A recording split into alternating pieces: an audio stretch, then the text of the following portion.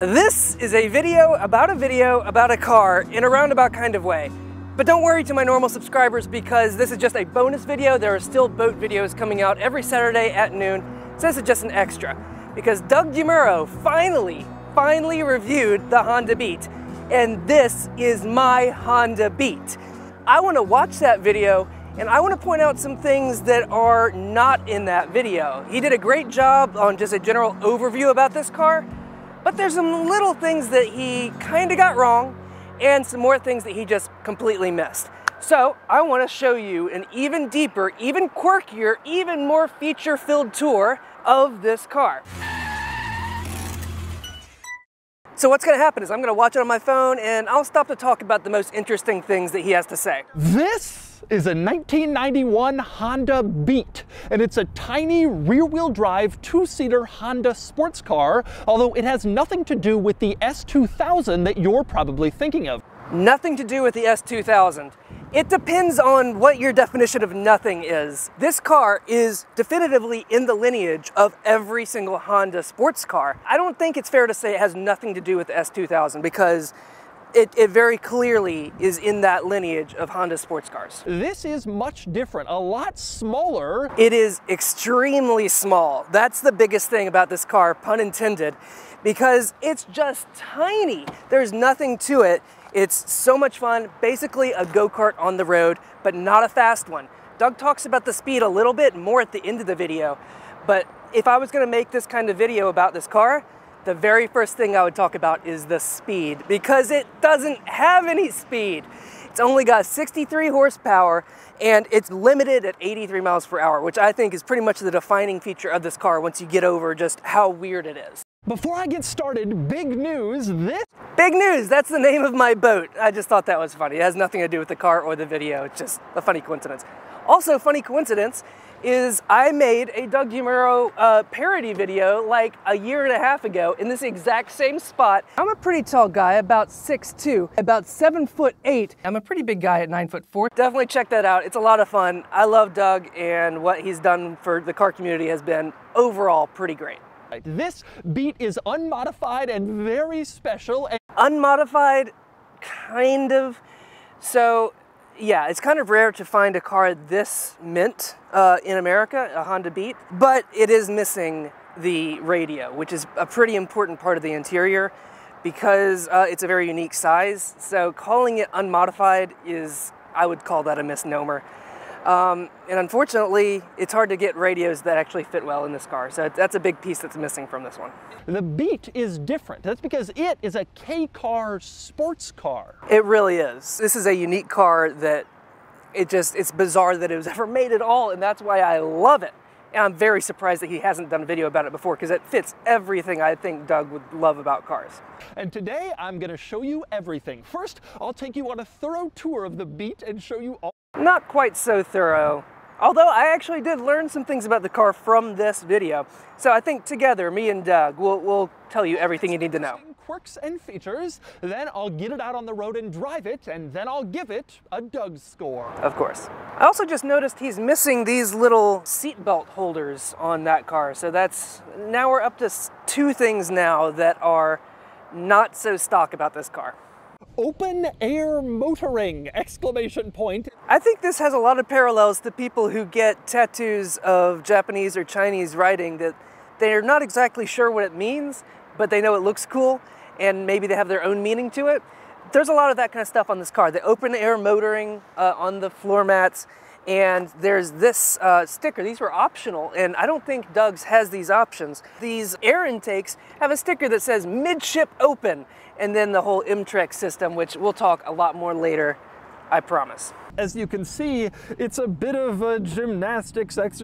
I am shocked that Doug didn't say how tall he was in this. This panel here, which is a center storage area, you can open it up and see there's little slots in there, I think for cassette tapes or mini discs, I'm not exactly sure.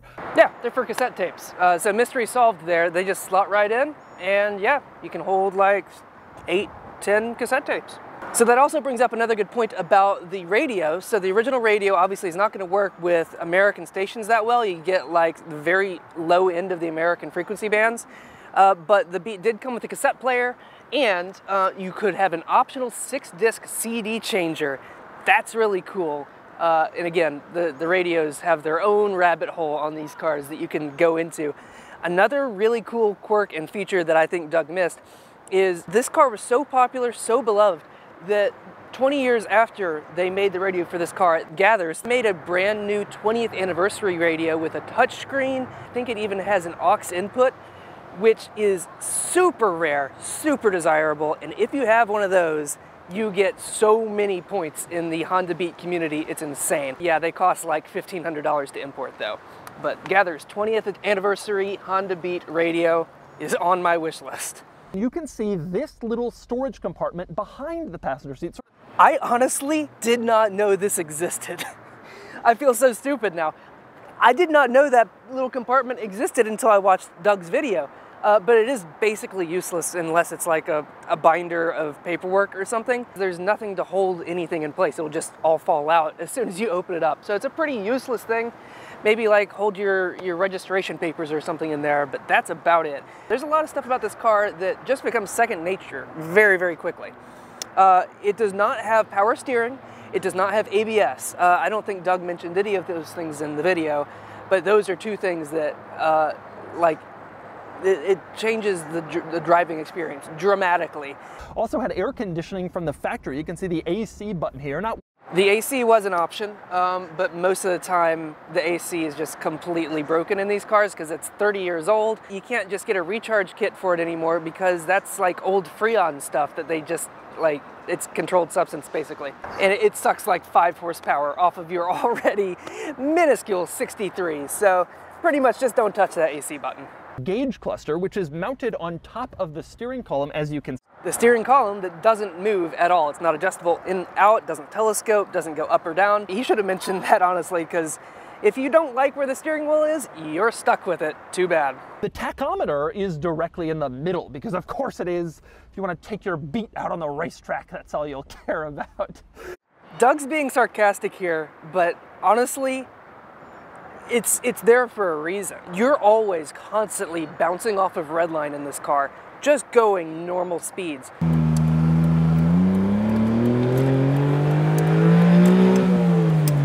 The gears are really, really short. So you're going through first, second, third before you're even like going 20 miles per hour, just out of necessity. So having the tachometer in the front and center, I think is actually vital for this car, and it adds to the fun factor. So Doug's making fun of it here, but for me, that's actually a very useful part. Some Beat owners, I was reading online, have removed the limiter and gotten it up to 100 miles an hour, which frankly seems terrifying in a V. You should not do that in a stock Beat. Once you're up in 5th gear, you're gonna be pushing 8,500 RPM. It's a 3-cylinder engine. So that's naturally unbalanced and it rattles everything. I'm not even talking about suspension being bumpy or anything like that, just the engine itself. And this engine is in really good shape. So it's not like there's a problem. It's just a 3-cylinder, it's unbalanced. You don't want to go very fast in this car. Unless you're doing an engine swap, complete suspension rebuild and everything else, which people do. But yeah, you really shouldn't remove the limiter. This car is so relatively slow considering the MTrak system. Yes. Let's talk about MTrak. I don't think Doug did a whole lot of research into that specific system when he made the video. It's actually pretty cool. It's individual throttle bodies. Each cylinder has its own throttle body.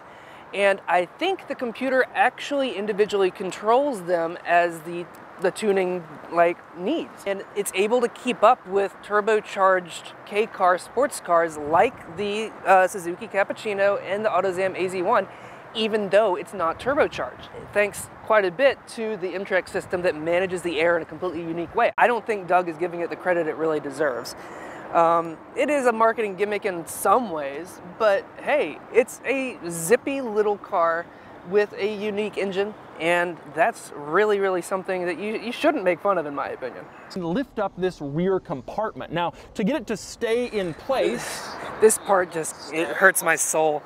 Put on this prop here, you stick it in, oh my God. And then your rear compartment Doug. is open, and you can see Doug. the It's gonna fall. Why couldn't you just stick it in right? Ugh.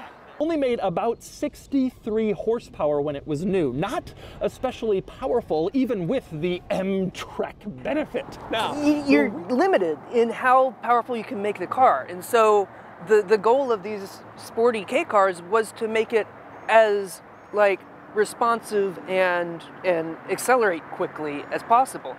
So he's complaining that MTrak didn't do anything because it didn't boost the horsepower very high.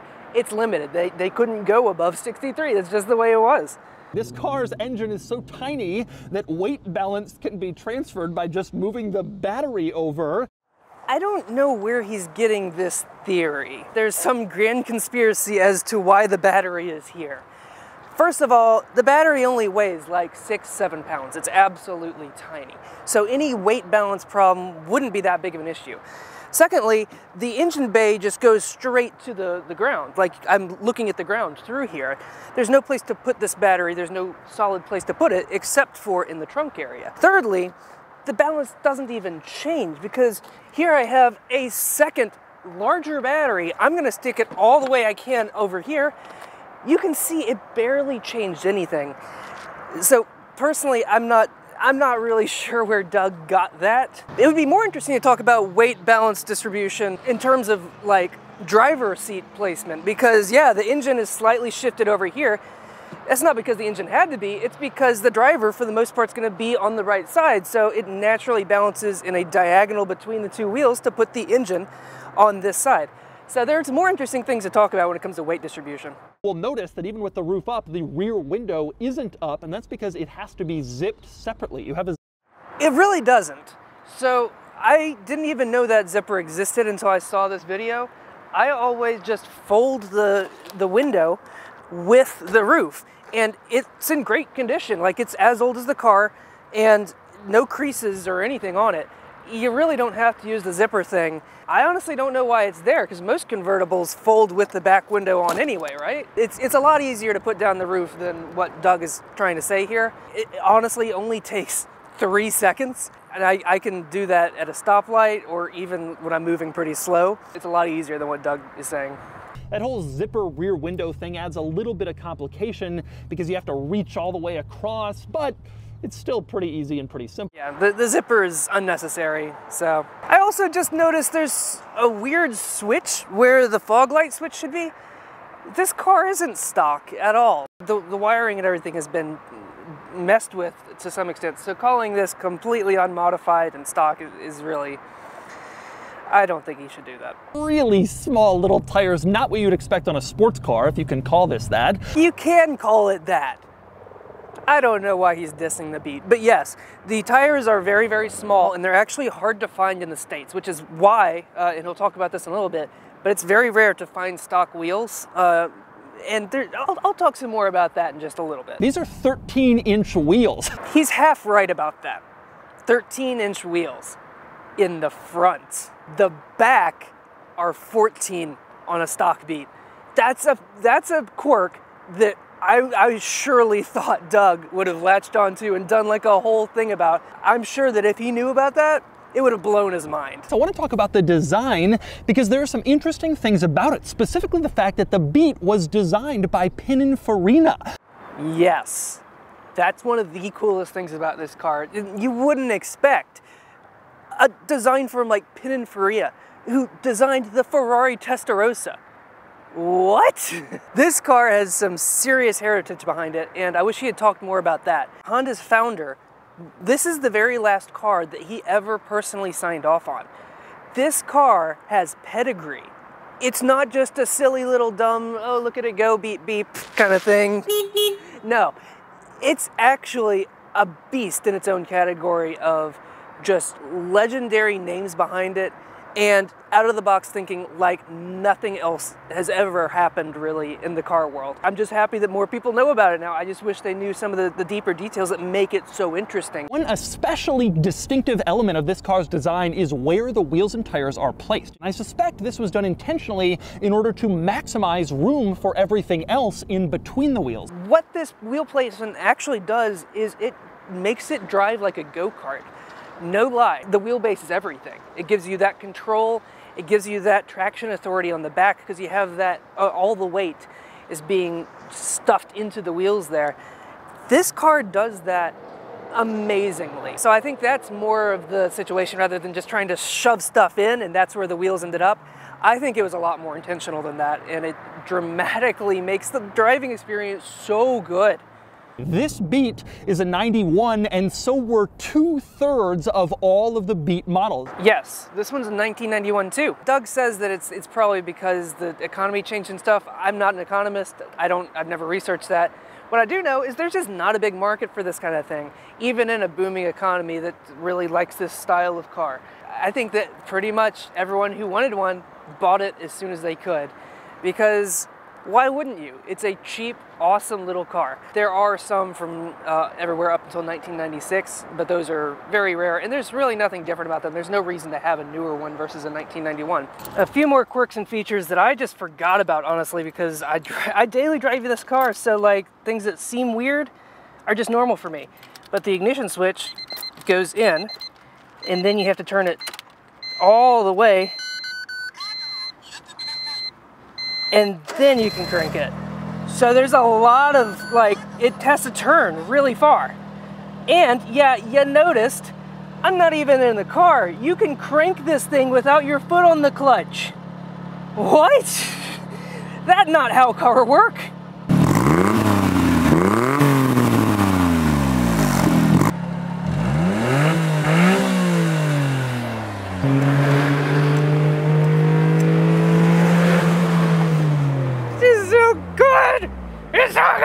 So, those are the quirks and features of the Honda Beat.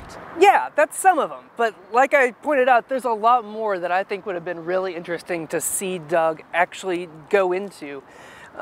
This car basically is a quirk with some features. This car is just so unique, and it's a shame that Doug didn't know all of the quirks and features before he made the video, because it would have made his video even better, I think. Also, he gives it a 5 out of 10 for handling in the Doug score. No, this thing is easily a 7 or an 8 out of 10. Obviously, I haven't driven as many or as cool of cars as Doug has, but the handling on this just feels magical. It's literally the best car I've ever driven from a driver experience point of view. It's so much fun. And the handling is part of why it's so much fun. It just grips the corners, and even without power steering or ABS, the handling is just insane. I think that's probably why he gave it a 5 out of 10, because it doesn't have power steering or ABS. The way he does his scores it's murky, to put it kindly. I just wanted to share this car with an audience now that more people know what it is, and I'm really glad that more people are gonna know what it is, because it's an awesome car. It deserves more exposure. If you can find one, you need to drive it. You need to buy it if you can. That's not even a recommendation. That's basically a command. This will change your car driving life. I cannot understate that. Thanks so much for watching. Regular boat video out this Saturday at noon, which is the normal time. I'll see y'all next time.